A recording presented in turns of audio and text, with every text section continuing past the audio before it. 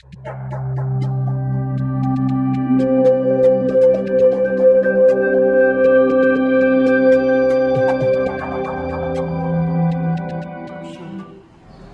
Lord be with you. A reading from the Holy Gospel according to Luke.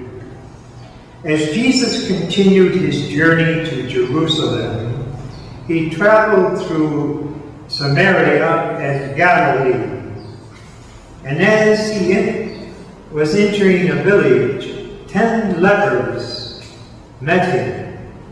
They stood at a distance from him and raised their voice, saying, "Jesus, Master, have pity on us." And when he saw them, he said, "Go, show yourself to the priests."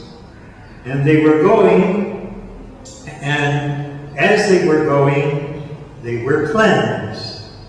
And one of them, realizing he had been healed, returned, glorifying God in a loud voice. And he fell at the feet of Jesus and thanked him.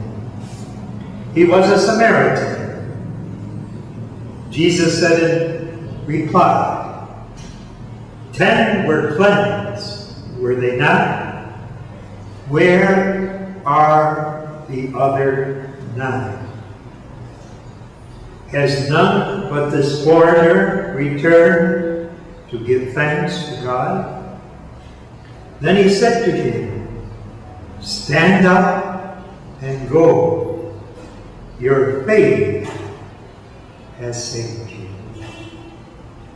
This is the gospel for the Lord.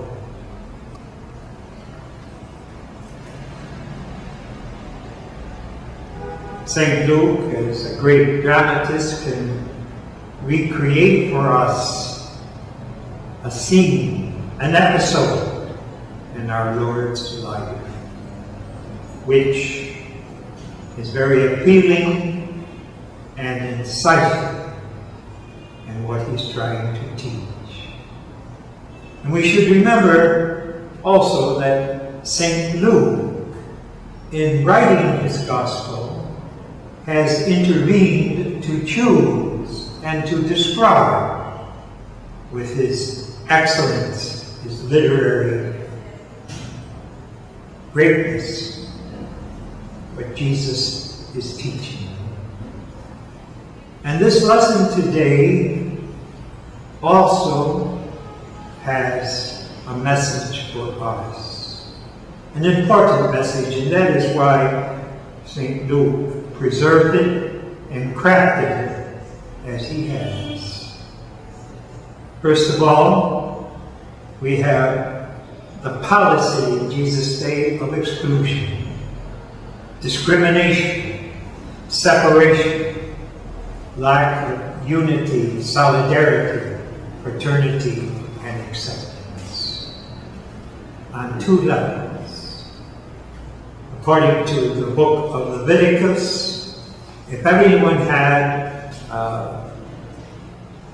disease, a skin disease, it wasn't necessarily the modern disease of Hansen's disease, leprosy as we understand it, but anything that would break out on your skin, you were ostracized from the community. And that was the 9 lepers, or those who had this malady. But another exclusion was according to community, tradition, culture, and religion. And for the chosen people, anyone who did not accept the Mosaic law or were not members of the Jewish tradition, descendants of Abraham physically, they could not join the chosen people. So everyone else was excluded.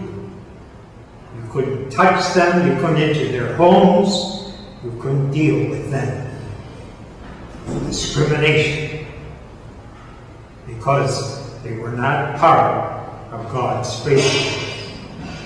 And the great message of the New Testament, the great message that Jesus was telling us, that that type of discrimination, separation, ostracism is not acceptable.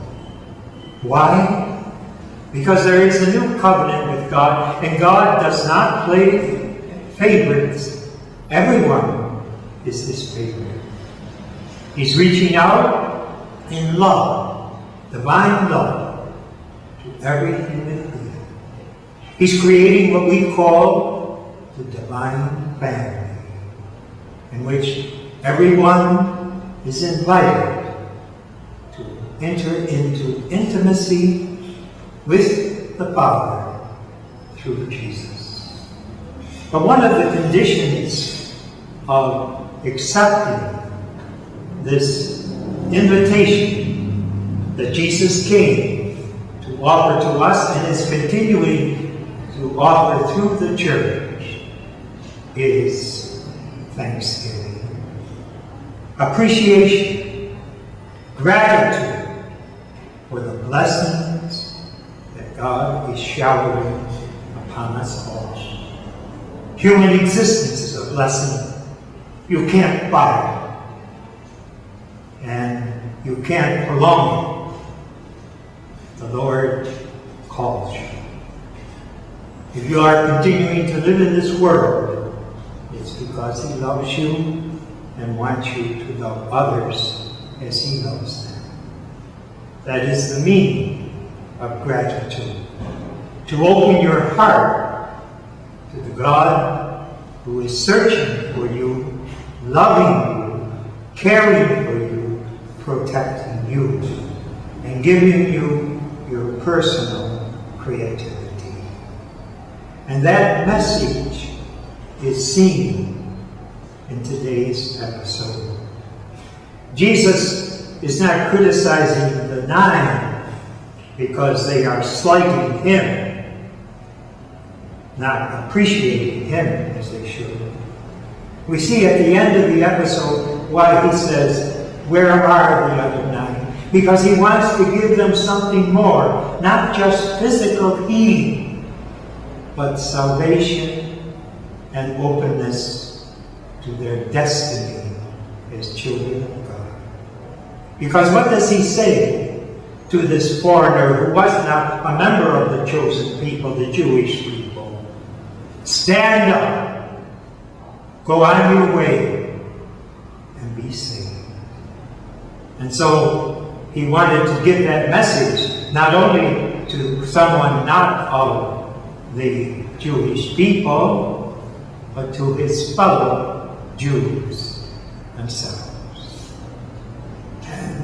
And they did not recognize that he was literally God sent. God sent into their lives not only to heal them from their physical affliction, but heal them from their sinfulness and allow them to become children of God by loving God for all the blessings, including their healing, that he had given them. And therefore, the thanksgiving is the foundation of intimacy with God. And that is the meaning of our Christian faith. Not only to follow commandments or stipulations of what the church wants us to do, but to increase our friendship, our devotion to our Lord and his Mother.